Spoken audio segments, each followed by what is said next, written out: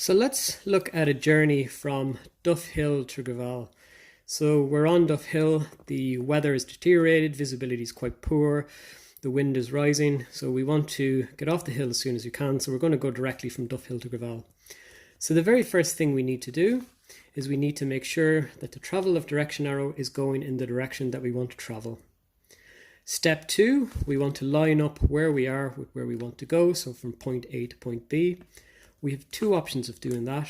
One is to use the line on the base plate. The other is to use the outside of the base plate, the edge of the base plate.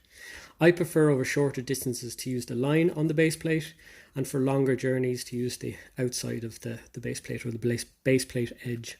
So I'm going to line up point A with point B, with where we are, where we want to go. I'll line them up as best I can.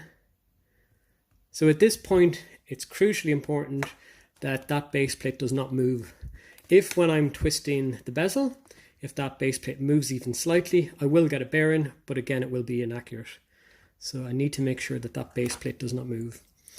At this point, it's worth saying we are not interested whatsoever in what the magnetic needle is doing. The magnetic needle at this stage of the process is completely irrelevant. We are, however, interested in the Orrington arrow. So the Orrington arrow at the base of the housing needs to be pointing to grid north or the top of the map. So point it to the top of the map as best we can. The next step is we need to line up the Orrington lines, which are running at the base of the housing, with the grid lines. So in this case, I have a grid line that's running through the compass housing here. So I'm just going to twist the housing a little bit so you can see it.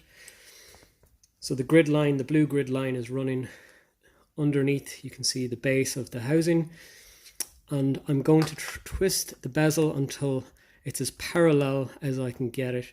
So I'm trying to get the Orrington lines and the grid line as parallel as possible.